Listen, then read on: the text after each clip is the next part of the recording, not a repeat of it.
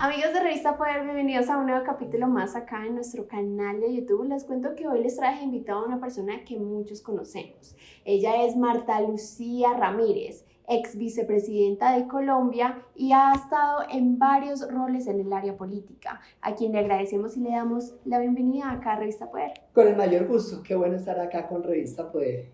Bueno, Vice, cuéntanos una cosita, ¿cómo llegas tú al área política y cómo es esa trayectoria? Bueno, pues es una trayectoria larga, muchos años de trabajo, 45 años, yo creo ya como 42 años trabajando, y pues empecé muy joven el trabajo, estudiando en la universidad, cuando estaba estudiando Derecho, entonces pues resolví que quería trabajar por las tardes porque me quedaba tiempo por las tardes. En esa época yo tomaba clases de 6 a 8 de la noche, entonces mi horario disponible de trabajo era entre la 1 de la tarde y las 5 y media de la tarde, entonces conseguí un puesto de medio tiempo en la superintendencia bancaria, un poco como patinadora jurídica, y eso me dio una ventaja grande sobre muchos de mis compañeros, porque al terminar la carrera obviamente ya estaba más adelantada, pues apuré el grado, me preparé, me presenté mis preparatorios, empecé a trabajar en la superintendencia ya como abogada, en una posición más formal, después fui directora de bancos de la superintendencia, y así poco a poco pues fui creciendo en el desarrollo profesional. Después estuve trabajando en el sector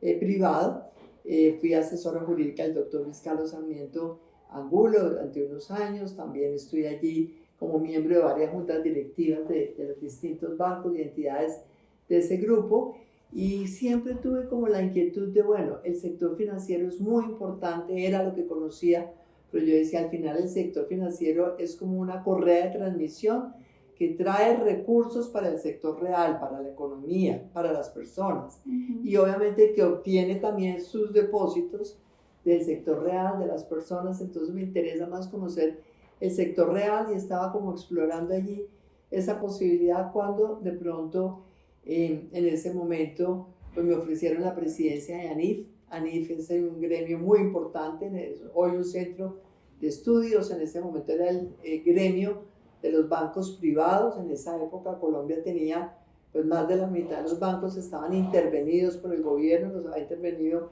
el gobierno del presidente Betancur, fue toda esa crisis del grupo Gran Colombiano, la intervención de varios bancos, la crisis financiera que hubo. Entonces pues muchos de los bancos estaban bajo poder del gobierno, muy poquitos bancos privados, y ANIF era justamente el gremio de los bancos privados. Fui presidenta de ANIF ya durante unos 2 años, y en ese momento se estaba empezando a hablar de la apertura económica, eran los finales del gobierno Barco. En esa época pues obviamente todo el mundo estaba viendo, bueno, la globalización, cómo pasar de estas economías cerradas a una economía más abierta, cómo lograr que haya más eficiencia, más productividad, más capacidad de exportar productos, de tal manera entonces que esos eran los temas que discutíamos en ANIF. Y empezó el gobierno del presidente César Gaviria, el famoso gobierno del revolcón, y en ese momento entonces me ofreció ser directora del INCOMEX. El INCOMEX era el Instituto Colombiano de Comercio Exterior, era un instituto hecho para una economía cerrada, todos los trámites, los permisos, las dificultades, obstaculizar siempre la vida a los empresarios y a los exportadores, y la mentalidad era otra, era abrir la economía, facilitar los trámites, impulsar a las empresas a salir a buscar mercados. Entonces le propuse al presidente Gaviria que por qué no más bien transformábamos el INCOMEX en un Ministerio de Comercio Exterior, y me correspondió esa responsabilidad, crear el Ministerio de Comercio Exterior, hacer todo el trámite en el Congreso, armar su primera planta de personal, todos los manuales de funciones, los cargos. Busqué siempre traer la mejor gente al ministerio. Pasamos de un INCOMEX que tenía tal vez 800 funcionarios, la mitad de ellos eran administrativos, a un ministerio de apenas 200 funcionarios, pero todos con un altísimo nivel profesional. En todos los cargos exigíamos posgrados, maestrías, doctorados no, pero sí maestrías, especializaciones. Entonces fue un ministerio ejemplar en que tenía el mejor equipo de formación, la mejor formación, y también un equipo humano realmente excepcional. Me dediqué a robarme gente de otros ministerios, los mejores que hubiera en el Ministerio de Agricultura, los mejores del Ministerio de Hacienda, los mejores del Ministerio de Desarrollo, y así armamos un ministerio de verdad fuera de serie, cuando llegó pues el primer ministro, que fue Juan Manuel Santos, ya el ministerio estaba totalmente organizado con toda la agenda de todas las actividades de los siguientes 3 meses, y yo estuve como viceministra de él. Y así seguí pues en este papel de ministra. Después me retiré, puse mi oficina independiente otra vez, me fue muy bien en esa oficina independiente, ya era todo el tiempo de las negociaciones de los acuerdos de libre comercio, estaba un poquito empezando todo eso, entonces pues estuve en mi oficina muy bien, y de pronto entonces pues viene la llegada del presidente Andrés Pastrana en el año 98, y él me pide a mí que sea la ministra de Comercio Exterior. Yo confieso que ese era un sueño que yo tenía, que no lo había podido realizar porque sorpresivamente, a pesar de que había hecho todo el trabajo del ministerio, pues nombraron a alguien que tenía mucho más peso político, como evidentemente lo tenía Juan Manuel Santos. Entonces, pues sí tenía como esa aspiración aplazada. Total, para mí fue una gran oportunidad y muy contenta de estar con el presidente Pastrana. Él fue un jefe maravilloso, impulsó todas las iniciativas, y tuvimos una cosa muy satisfactoria. La primera política pública que hubo de emprendimiento la hicimos en Colombia. Fue el primer país en el mundo que sacó adelante una política para impulsar jóvenes emprendedores. Se llamaba Jóvenes Emprendedores Exportadores. Entonces nos fuimos por las universidades a ver cómo trabajábamos con las facultades de administración de empresa para que tuvieran realmente un enfoque más hacia los emprendedores nuevos y no solamente hacia los administradores. Entonces fue realmente una experiencia fascinante con todo este apoyo del presidente. Montamos una red que se llamaba Colombia Compite. En esa época no había Facebook, no había todo lo que tenemos hoy de poderse no conectar en red, entonces era muy difícil, apenas existía el internet, muy, digamos, precario todavía, pero bueno, hicimos un trabajo realmente muy interesante. Y sorpresivamente, cuando se acabó el gobierno del presidente Pastrana, pues me ofreció a mí irme de embajadora a Francia. Yo le dije, no, yo como voy a ir de embajadora a Francia si quedan 4 meses de gobierno. Entonces me dijo, tranquila, que el siguiente presidente va a querer que tú lo acompañes, porque los dos han hablado muy bien de ti, los dos han sido muy elogiosos, los dos candidatos eran Álvaro Uribe y Horacio Serpa. Entonces yo dije, bueno, pues sí, me voy. Y me fui embajadora a Francia. Fue una tarea muy cortica, pero también muy satisfactoria, promoviendo inversión francesa hacia Colombia, promoviendo mucho desarrollo de negocios entre Colombia y Francia, mucho intercambio cultural también. Y estando allá, oh sorpresa, vino la elección del presidente Álvaro Uribe, y cuando lo eligen a él, entonces me llama y me dice, yo quiero que usted me acompañe como la ministra de la Defensa. Yo, pero ¿cómo así? Yo no tenía nada que ver con el sector de defensa. Dijo, no, pero yo quiero que lo mismo que usted hizo en el Ministerio de Comercio Exterior, una visión de largo plazo, un trabajo en red, una vinculación de la sociedad a los temas de verdad de la defensa, nos ayude a hacer un cambio definitivo. Y bueno, pues yo me dediqué a estudiar de seguridad y defensa. Esto fue en mayo, entonces me clavé en mayo, junio, julio, y ya en agosto empezó el gobierno, y sí, tuve realmente esa gran satisfacción. Acompañé esos 2 primeros años del gobierno del presidente Uribe. Su política de seguridad democrática me correspondió a mí diseñarla en buena parte bajo los lineamientos de él, obviamente, escribir esa política de seguridad democrática, empezar a implementarla. Fue un tiempo de un trabajo intensísimo. Trabajábamos todos los sábados, todos los domingos, todos los días, 16, 17 horas, pero la satisfacción era tan grande ver que íbamos dando resultados, que recuperábamos el país, que el tema de las carreteras le había abierto a los colombianos otra vez la ilusión de recorrer Colombia, porque hicimos ese programa de Vive Colombia, Viaja por Ella. Total, bueno, ahí ya se acabó el Ministerio de Defensa, y entonces después yo dije, bueno, ¿cuál es el siguiente paso?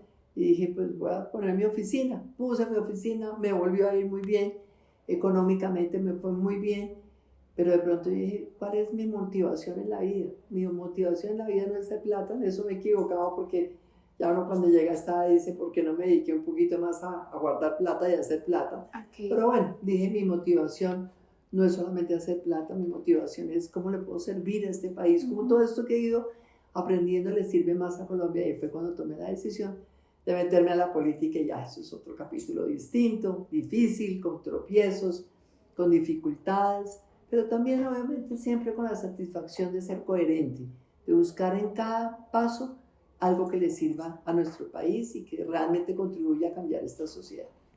Bueno, como mujer que inició en el área política en un cargo que fue muy importante, que fue el de vicepresidenta de Colombia, ¿cómo fue para usted ejercer este cargo? No, yo no inicié como vicepresidenta, por eso hice este recorrido tan largo de cuál fue todo el inicio. No sé. Pero en la política, realmente cuando ya tomé la decisión de salir a la calle, buscar votos, tratar de convencer a la gente de que yo era una mejor opción que otras, entonces fui senadora. Estuve senadora en un periodo, en el año 2006. Después entonces ya me presenté a una primera campaña presidencial en el año 2014. Tuve una votación muy alta, muy importante. Y ya después entonces hubo una campaña en el año 2018 que yo empecé con un movimiento ciudadano, un movimiento de firmas por un movimiento que se llamaba Por una Colombia honesta y fuerte. Y en ese movimiento ciudadano pues es cuando año 2017 se veía que estaba creciendo mucho Gustavo Petro en las encuestas y el presidente Uribe, el presidente Pastrana, otros líderes más me dijeron: es mejor tratar de hacer unas primarias entre el Centro Democrático y Partido Conservador y tu candidatura independiente y tratar de sacar una sola candidatura que realmente le evite a Colombia el riesgo de un candidato tan populista que está anunciando que va a destruir todo. Y entonces pues yo en ese momento dije, pues sí quisiera ir hasta la primera vuelta, pero dije, está el país por encima de todo. Entonces me retiré de mi candidatura independiente, hicimos una consulta con Iván Duque, consulta que yo sabía que iba a perder porque yo estaba en un movimiento ciudadano con 5 personas apoyándome. Él tenía un partido muy fuerte, el Centro Democrático, apoyándolo en su candidatura. Entonces pues allí perdimos la consulta, entré entonces como fórmula vicepresidencial de él y ya pues después ganamos la presidencia y estuve acompañándolo durante los 4 años de gobierno en un periodo que fue muy difícil. Nos tocó vivir toda esta polarización que se ha desarrollado por cuenta de las redes sociales. Una primera etapa de la polarización fue muy dura porque empezó en Chile, después vino a Ecuador, después llegó a Colombia. En ese momento le sugería al presidente Duque montar una conversación nacional con mesas de trabajo que nos permitieran escuchar realmente qué le estaba doliendo al país, dónde estaban las preocupaciones. Y todavía no había venido el COVID. Y esa conversación nacional fue realmente una muy buena, una buena manera de quitar presión, de empezar a trabajar más de la mano con la gente, no solamente a través del gobierno, de los ministerios, sino con la gente.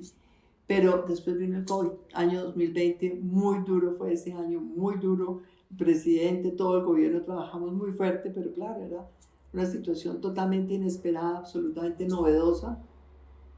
Y durante ese año me dediqué mucho a trabajar con el sector empresarial para identificar qué trámites había del gobierno que le quitaban competitividad a las empresas. ¿Cómo podíamos lograr un gobierno que se volcara a apoyar al sector empresarial para que cuando pasara la pandemia el sector empresarial colombiano saliera con toda a recuperarse de todo ese año tan perdido para todos? Entonces fue interesante porque logramos hacer 22 pactos por el crecimiento y el empleo con 80 gremios de la producción en Colombia. Esto fue un trabajo apoteósico y en esos 22 pactos yo creo que radica en buena parte esa reactivación que se dio en el primer año después de la pandemia. Es que recordemos que en el año 2020 pues la economía colombiana y todas las economías del mundo tuvieron una caída muy fuerte. Nosotros tuvimos un crecimiento negativo que no se había dado hace muchos años, pero en el año del rebote, en el año 21, Colombia fue la segunda economía que más creció en el mundo. Crecimos un 10.7%, aumentó el Producto Interno Bruto y fue producto de ese liderazgo también obviamente del presidente, pero de ese compromiso y de ese liderazgo de todo nuestro gobierno en apoyar al sector empresarial para que hubiera una reactivación rápida. Eso permitió que en el segundo año de la pandemia, es decir, de la pospandemia, es decir, en el año 2022, el crecimiento llegara al 6.7%, pero después llegó el gobierno del presidente Petro a partir de agosto y se dedicaron a destruir el sector petrolero, el sector del gas, pararon todos los proyectos de energías renovables, aunque hablaban mucho de energías renovables, pero pararon esos proyectos. Y bueno, sabemos que después el crecimiento ha estado muy pobre. El año pasado crecimos apenas un 1.6%. Este año 2025 se calcula que vamos a crecer un 2.2%. El año entrante un 2.5%, y esto es totalmente insuficiente cuando es un país que tiene una deuda pública tan alta que tenemos que poder pagar, y unas necesidades sociales y unas necesidades insatisfechas muy grandes. Entonces acá hay que recuperar este crecimiento de la economía a como de lugar. Y hablando institucionalmente, ¿qué necesita Colombia para recuperar todas esas instituciones? Yo realmente creo que realmente no es tan difícil. Necesitamos una persona que esté en la presidencia, que tenga liderazgo suficiente para generar confianza, que tenga liderazgo suficiente para entender que no es un dios, que no es un monarca, que es simplemente un administrador del Estado por 4 años. Y en ese orden de ideas, entonces, que sea capaz de trabajar de la mano con los empresarios, de la mano con el Congreso, de la mano con la justicia, y trabajar todos para convocar a una ciudadanía que realmente pueda confiar en el país, invertir en el país, trabajar por el país y volver realmente a progresar, porque estamos en un periodo de retroceso en todo. El retroceso es terrible en materia de seguridad, es terrible en todos los campos. ¿Qué se necesita? Respetar la Constitución, respetar las leyes, respetar las instituciones. Tú preguntas, ¿qué hay que hacer con la institucionalidad? Respetarla, fortalecerla, hacerla creíble para los ciudadanos. Pero cuando llega un presidente que siente que está por encima de la Constitución, por encima de las instituciones, la gente no sabe cómo confiar, a la gente le da miedo, entonces nadie quiere invertir, entonces nadie quiere hacer más de lo estrictamente necesario, porque les da el temor de perder todo. Entonces lo que hay que hacer es una persona que tenga conocimiento del país, conocimiento del Estado, que tenga un liderazgo auténtico, que sea capaz de convocar respetando la institucionalidad y el Estado de Derecho. ¿Y en estos momentos Colombia necesita más reformas o unión? Yo creo que se necesitan unas reformas, sin duda. Digamos que se han abierto una serie de temas en donde quizás son más los problemas que se han creado. Por ejemplo, una reforma del régimen de pensiones. Por supuesto que se necesita, porque tenemos un país donde apenas el 25% de la gente alcanza a pensionarse, pero es cierto también que es que el 50% de la gente no contribuye a pagar una pensión. Entonces pues tampoco podemos, en un país donde la carga de pagar las pensiones de la gente que hoy trabaja vaya a correr por cuenta de los jóvenes. Tú eres una persona joven. ¿Cómo es posible entonces que le estén echando la carga a la juventud para que dentro de 20 años ustedes estén pagando las pensiones de todos los viejos y sin haber realmente tenido suficiente oportunidad de poder aportar para las pensiones de ustedes? Entonces se tiene que hacer una reforma de las pensiones, pero una reforma donde todos pongan. Una reforma donde de pronto la gente acepte, sí, hay que alargar un año más el trabajo, la vida útil, pero es que ¿por qué no lo vamos a alargar? Si hoy la gente sabe que gracias a los adelantos de la medicina, de la ciencia, de todo, estamos todavía jóvenes cuando ya tenemos los años de la pensión. Entonces ahí es que ver cómo se alarga de pronto un año, se alarga 2, se logra que todo el mundo contribuya, así sea con una suma pequeña. Se logra de pronto, por ejemplo, que esas mujeres que están en su hogar, trabajando en su hogar, porque trabajan muy duro, pero entonces que entre el marido, los hijos, le hagan un aporte para su pensión. Ella misma se hace algunas tareas, oficios, o un tallercito, se le ocurre hacer su emprendimiento en la casa, pues también ir juiciosamente aportando todos a esa pensión de la mujer, para que esa mujer también tenga el derecho a una pensión digna cuando se retire realmente, cuando los hijos ya hayan crecido, cuando el marido ya no esté trabajando. Pero hay que hacer una reforma de pensiones, hay que hacer una reforma política. A mi juicio es muy urgente una reforma política que debe contener muchos de los elementos que traía ese referendo, esa consulta que hizo el presidente Uribe hace ya 20 y pico de años, que era cómo bajar realmente el gasto público, cómo bajar el costo de las contralorías, cómo tener un Estado más eficiente, más austero, más transparente, cómo hacer una reforma política, entre otras cosas, que le dé más peso a la meritocracia. Tenemos que acabar todas estas roscas políticas, familiares, regionales que tienen capturado el Estado. Entonces hay muchos lugares de Colombia donde los ciudadanos saben que no pueden esperar que las entidades sean más eficientes porque saben que son la captura de un clan familiar o de un clan regional y que eso no está hecho para servir a los ciudadanos. Eso es muy grave, eso hay que cambiarlo. Sin duda tenemos que lograr unos partidos políticos que respondan mucho más a las expectativas de la gente, que ojalá sean partidos políticos que también realmente se comprometan con limpiar la política, con acabar totalmente la compra de votos, tantas prácticas nocivas que han corrompido la política y que le han quitado la confianza a los ciudadanos.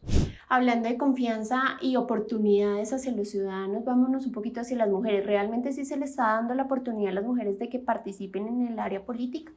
Sí se les da la oportunidad. Yo me siento muy satisfecha porque durante mis últimos 30 años siempre he trabajado con mucha coherencia en promover a la mujer, estimular a la mujer. Pero la promoción de la mujer no puede decir simplemente porque son mujeres hay que tener el 50% de los cargos. No, tenemos que promover a la mujer diciendo hay que capacitarse, hay que buscar niveles de excelencia, hay que participar en el sector privado, compitiendo por los cargos, presentándose, siendo iguales o mejores que los hombres para tener altos cargos de dirección, de poder. A la mujer le da pena hablar de poder y hay que tener poder de decisión, tanto en el sector privado como también poder político para tomar decisiones en el Estado que realmente sirvan al progreso de toda la sociedad. En el año 2008 nosotros sacamos una ley que fue la ley 2186, si no recuerdo, del 2008, y esa ley fue producto de todas las mujeres congresistas. Nos juntamos en una sola bancada de mujeres y allí había mujeres de izquierda y de derecha, pero el propósito era cómo logramos que la mujer tenga más oportunidades de participación en política y también muchos menos riesgos de violencia.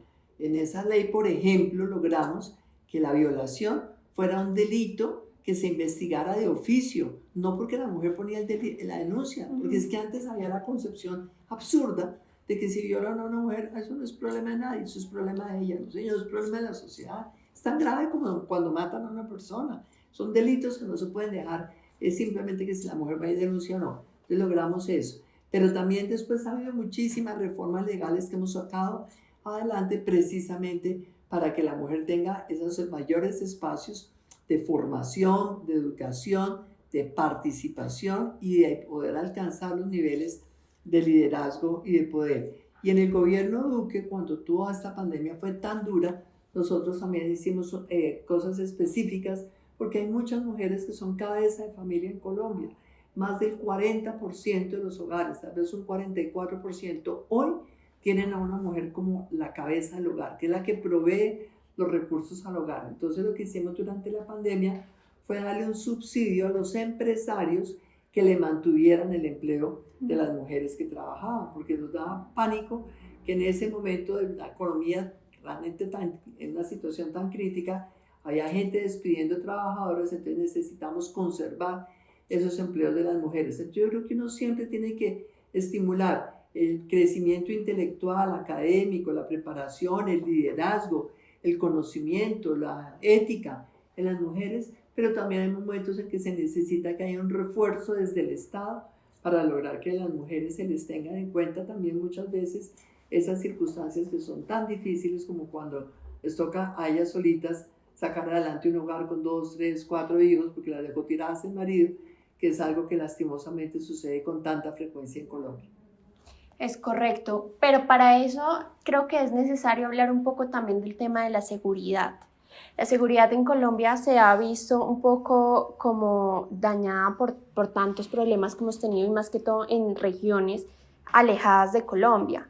¿Realmente Colombia sí está avanzando en brindarle la seguridad a los colombianos? No, para nada. Colombia está retrocediendo. Ese es uno de los retrocesos más grandes que hemos tenido durante el gobierno de Gustavo Petro, porque realmente nosotros hemos logrado hace ya 20 años, cuando se montó esa seguridad democrática con el presidente Álvaro Uribe, enfocarnos en que las fuerzas del orden, las fuerzas militares, la policía, están hechas sobre todo para proteger la vida de los ciudadanos, para garantizar la seguridad de los ciudadanos y por supuesto también la del Estado, la de la democracia, que no haya una invasión, que no nos vayan a quitar un pedazo del territorio, pero todo era muy en función del ciudadano y una visión muy integral realmente de la seguridad, y gracias a eso pues nosotros estábamos midiendo siempre que los ciudadanos, que no hubiera secuestros, que bajaran los homicidios, que bajaran las extorsiones, que bajaran los robos armados o los hurtos sin violencia en los hogares. Entonces todo esto fue trabajar de la mano con las fuerzas militares, la policía, la fiscalía, el CTI, etcétera. Y así estuvimos durante varios años bajando los indicadores de delitos. ¿Qué sucedió? Cuando vino la negociación del presidente Santos con las FARC, se cometió el error imperdonable de dejar de luchar contra el narcotráfico, prácticamente, porque se bajó muchísimo la aspersión aérea, la fumigación con glifosato, pero por otro lado, pues la erradicación tampoco se hizo al ritmo que se necesitaba. Entonces, en el gobierno Álvaro Uribe hemos logrado bajar el área sembrada en coca en Colombia hasta 46.000 hectáreas. En el gobierno Santos se subió otra vez a 150.000 hectáreas. Fueron 8 años en donde el crecimiento fue fatal. ¿Por qué? Porque estaban negociando con las FARC. Entonces el compromiso era no tocar en la coca mientras los tenían allá en Cuba negociando. Entonces crecimos a 150.000 hectáreas. En el gobierno de Duque creció también un poco más porque ya la Corte le había prohibido hacer la fumigación aérea. Y después entonces pues se estancó un poco durante el gobierno de Duque, y en el gobierno Petro damos este salto que hemos dado y estamos, según el último dato antes de ayer, en 280.000 hectáreas de coca, que esto fácilmente puede ser cerca a 3.000 toneladas de cocaína pura, que eso vale miles de millones de dólares en el mercado internacional. ¿Y qué pasa con esa plata? Pues que esa plata es la que alimenta a los de las FARC, a los del ELN, a los del Golfo, a los del Tren de Aragua, a los albaneses, a los mexicanos. No podemos permitir que eso le siga pasando a Colombia simplemente porque se bajó la guardia en la lucha contra el narcotráfico. Y el punto mío siempre en esto ha sido, es que no es que si Estados Unidos nos desertifica, no es solamente por Estados Unidos, es por nosotros mismos, es por la responsabilidad que tenemos con la sociedad colombiana, con la juventud colombiana, que cuando no los están llevando a la adicción, pues muchas veces hay jóvenes que también nos terminan enganchando en esas pandillas de narcotráfico y demás. Entonces sí creo que esa lucha contra el narcotráfico hay que retomarla. Esa es una de las grandes reformas que hay que hacer, sacar adelante una ley de seguridad nacional que mantenga una política de Estado de largo plazo. Esto no puede depender de si el capricho del presidente de turno le hace tirar la toalla, bajar la guardia, generar los problemas con todo el mundo. Eso es algo que también habrá que traer en el próximo gobierno. Y la seguridad urbana, ver cómo se fortalece la policía. Este es un gobierno que ha disminuido el tamaño de las fuerzas militares, el tamaño de la policía, que debilitó tremendamente la capacidad de acción del SMAT. Ahora vemos cómo salen con estos desmanes, a hacer vandalismo, a afectar la propiedad privada de la gente que tiene una peluquería de barrio, que tiene una pequeña tienda, que tiene un pequeño comercio. Salen a destruirles todo, salen a destruir el transporte público. Eso no puede pasar. Se necesita recuperar una fuerza urbana que tenga alta capacidad de enfrentar el vandalismo y evitar que esto destruya lo que es de todos. Todo esto que nos cuentas y nos das como reflexión, ¿cómo nos hace ver ante los demás países internacionalmente hablando? Pues es muy triste porque la idea que hay hoy sobre Colombia es una idea que es un país en una crisis muy profunda que está yendo para abajo. Pues hemos perdido realmente credibilidad, hemos perdido reputación, los mismos escándalos que tiene el presidente Petro, su familia, todo, pues nos tienen en el ojo del huracán siempre. Los escándalos de corrupción de todo su gobierno, todo lo que ha pasado con tantos ministerios y ministros, realmente es una imagen muy mala la que el país tiene y tenemos que recuperar una buena imagen para Colombia. Nosotros estamos en un país que tenía liderazgo, que llevábamos un tema a los foros multilaterales y siempre se escuchaba con mucho respeto la posición de Colombia. Eso no está pasando hoy. Teníamos una muy buena relación bilateral con países líderes que son súper importantes para Colombia, como Marruecos en el África. Marruecos es la cabeza de la Liga Africana, es lo que realmente hoy por hoy está mandando la parada en el África. Teníamos una excelente relación con Israel, una excelente relación con Japón, con Corea, con Estados Unidos, nuestro principal cooperante. Hoy todo eso está muy afectado y hay que recuperarlo. Y en el tema de la seguridad es también muy importante esas relaciones internacionales, porque todo lo que estamos viendo, el aumento de secuestros, el aumento de homicidios, el aumento de extorsiones, es porque todas estas pandillas, estas organizaciones criminales están alimentadas por el narcotráfico. Entonces necesitamos esa cooperación internacional, primero en la lucha multilateral contra el narcotráfico, segundo necesitamos tecnología, los drones, la tecnología de escuchas, la inteligencia, todo que nos permita saber dónde están esas organizaciones, cómo mueven sus dineros, cómo están sacando la droga, qué es lo que podemos hacer para poder acabarles el negocio y de la mano con acabarles el negocio vamos a lograr también recuperar los niveles de seguridad que Colombia necesita. Es que hoy esas organizaciones no solo están en el narcotráfico, sino tienen grupos de pandillas criminales que roban en las ciudades, pero además son grupos de gente que hacen tráfico de personas, que es el crimen más abominable que puede haber, traficar con mujeres, con niños, todo eso. Entonces, la cooperación tenemos que recuperarla, entre otras cosas, para que haya seguridad en Colombia y para que haya inversión y para que haya empleos, que es lo que más necesitan todas las familias. Este fin de semana estuvo la consulta de la izquierda y se presentaron 3.000 votos. 3 millones. Otra vez. Casi. 3 millones. Casi 3 millones. 3 millones. Otra vez, vuelve a arrancar. Bueno, dice, este fin de semana se realizó la consulta de la izquierda y hubieron 3 millones de votos. ¿Usted cómo ve el análisis? Bueno, la verdad sí fue un poquito menos de los 3 millones, pero es una votación muy importante. Salga uno en la calle a conseguir votos. Muy difícil lograr la confianza ciudadana que diga yo quiero que estas personas sean las que representen los intereses de mis hijos, de mi familia, los que toman las decisiones por nosotros.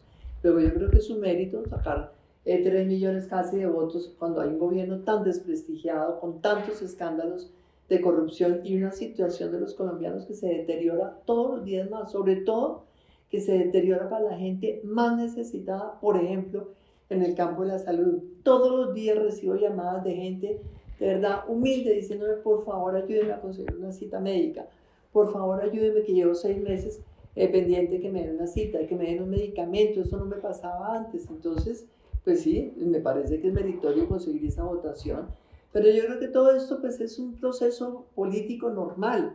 Lo que estamos viendo es que había inicialmente un montonón de candidatos de la izquierda y la derecha, pues bueno, ya hoy estamos viendo que hay 2 candidatos prácticamente de la izquierda, uno que es obviamente el senador Iván Cepeda y otro que es semi-izquierda, centro-izquierda, que es obviamente el ex senador también, ex embajador Roy Barreras, y hay un montón de gente en el centro. Está Sergio Fajardo, está Claudia López, hay gente de centro como Mauricio Cárdenas, como Juan Manuel Galán, como David Luna, ya va a haber otra gente más hacia la centro derecha, donde hay un Enrique Peñalosa, está Vicky Dávila, está Mauricio Gómez, está también los candidatos del Centro Democrático. Entonces ahora yo creo que lo interesante es que va a venir también la consulta de este sector de la centro derecha, eso se hará seguramente en el mes de marzo, donde también podamos simplificar y tener máximo 2 candidaturas, ojalá una, porque realmente lo importante es cómo se han ido ya alineando las fuerzas para la gran competencia que va a ser en mayo. ¿Qué es lo que este país quiere? Continuar por el camino que vamos, donde estamos viendo todos los días la destrucción de las oportunidades y de los sueños de los colombianos, sin programas de vivienda para la gente pobre, sin programas de ampliación de acueductos y agua potable, sin programas que realmente le permitan a la gente mejor la educación. Por ejemplo, una cosa lamentable que ha pasado, acabaron el sistema de financiación para que los jóvenes puedan estudiar una carrera. El ICETEX, que era el banco de los muchachos que querían estudiar, lo han acabado prácticamente. ¿Queremos que eso continúe o queremos recuperar parte de las cosas buenas que había, pero también corrigiendo parte de las cosas que en el pasado tampoco estaban funcionando bien? Hay cosas que en el pasado no funcionaban bien y tenemos que solucionarlas. Bueno, y yo quiero que hablemos un poquito de los candidatos. ¿Cómo ves los actuales precandidatos presidenciales?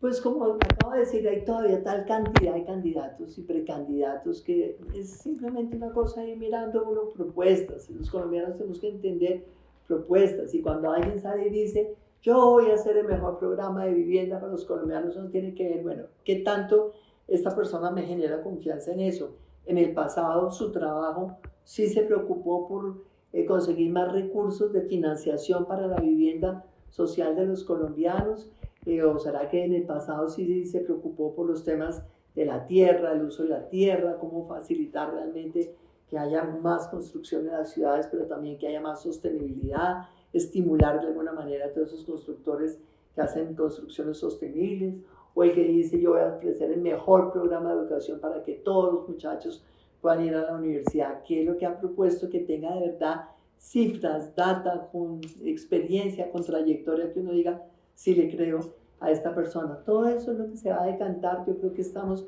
en un trimestre de finalizar año que va a ser absolutamente definitivo. Octubre, noviembre, diciembre, bueno, octubre ya se acabó. Noviembre, diciembre, enero va a ser los siguientes 3 meses absolutamente definitivos en conocer las propuestas de los candidatos, y así entonces en marzo hacer esa nueva consulta que va a permitir un realineamiento de fuerzas y una claridad en la competencia. Bueno, yo creo que para ir entonces finalizando, yo creo que por favor le dejes un mensaje a todas las personas, a todos los ciudadanos que nos están viendo y a todas las mujeres que se guían por ti. Bueno, pues quiero hacer un mensaje sobre todo por el título de esta revista, el nombre. Esto es una marca que significa mucho, poder. ¿Y el poder qué es? El poder es realmente la capacidad que tenemos nosotros de tomar decisiones que influyen en la vida de otros. Y eso se hace en el nivel de una empresa, se hace en el nivel del Estado. Entonces la reflexión es, tenemos que buscar que las mujeres y que todos podamos escalar, tener posiciones de poder, pero entender que el poder es grande cuando de verdad se utiliza en servir.